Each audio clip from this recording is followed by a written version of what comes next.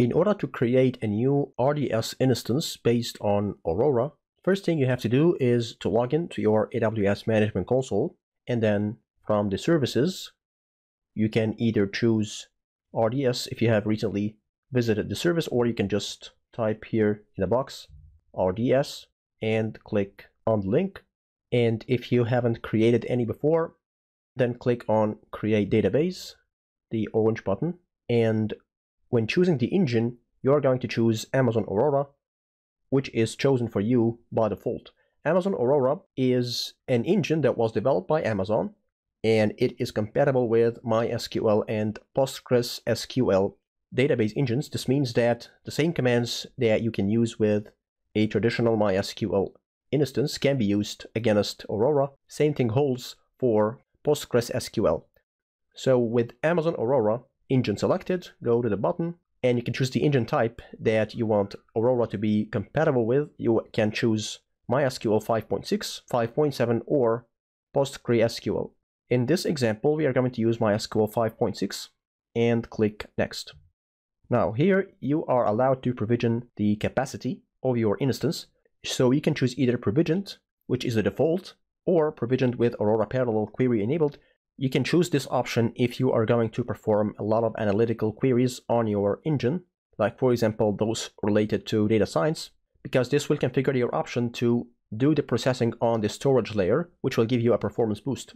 And you can also choose serverless. You can specify the maximum and minimum resources for a cluster, which is the maximum number of instances that should be available in the cluster and the minimum one.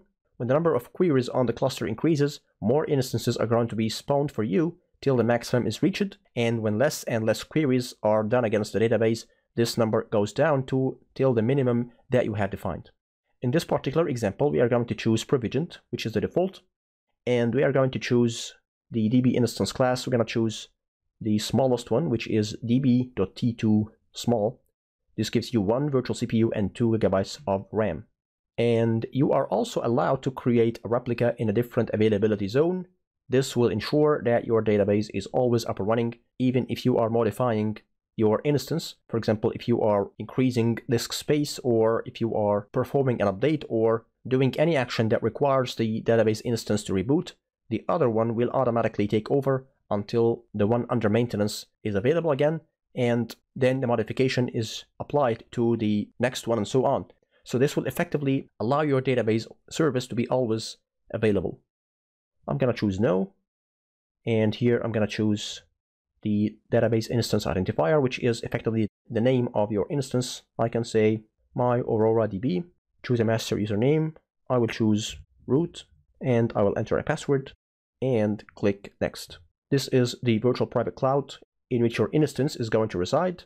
I'm going to go with the default, but of course if you have another VPC, you can either create a new one or choose the VPC that you want your database to be inside.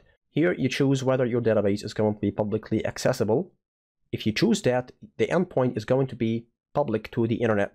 So anyone from any terminal on the internet can access your database, provided that the username and password are known to him or her.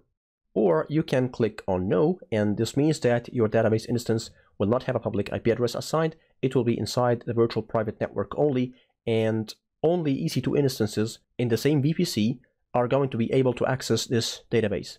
Of course, in a production environment, it is highly recommended that you choose this option, because this will ensure that your database is not publicly accessible to the internet, which of course increases the level of security.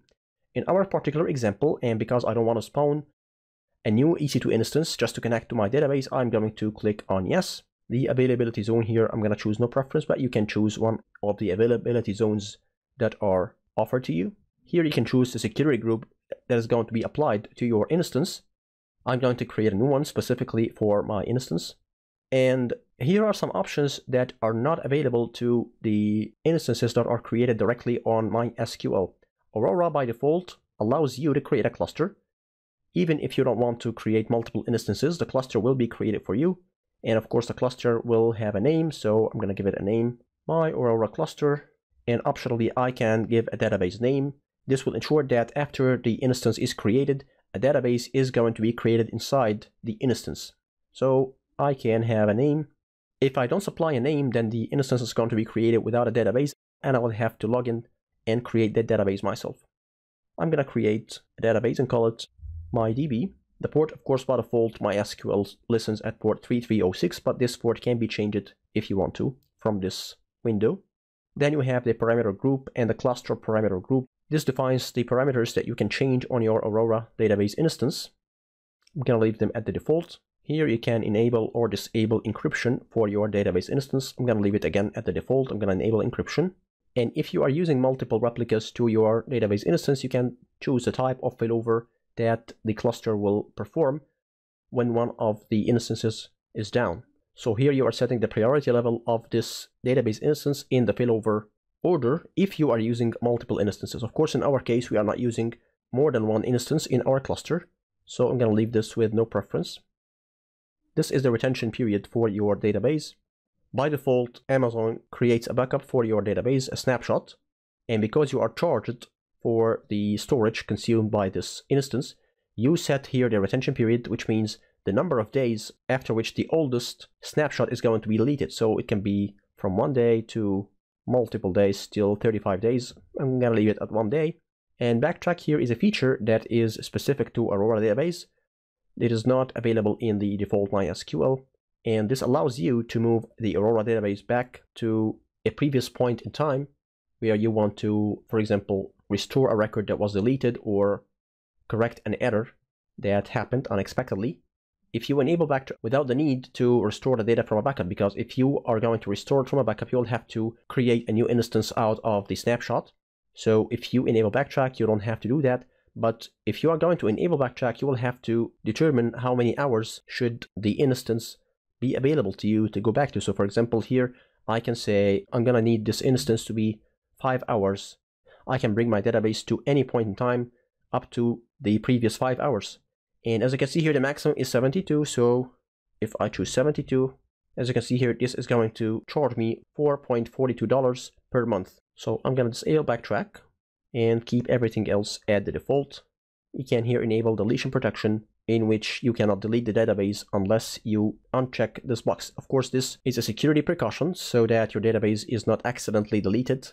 I'm going to disable that because I'm going to have to delete this database after the demo is. I'm going to uncheck that and click on Create Database. Right, so your database instance is being created. It can take a few minutes. So if you want to see the status of your instance, you can click on this button, View DB Instance Details. And as you can see here, the DB instance is creating. It may take up to a few minutes till this process is over. And after a few minutes, the cluster has been created. If I want to connect to the cluster, I'm going to have copied the endpoint here. And notice that I have two endpoints. One is the writer and another one is a read-only replica for the instance.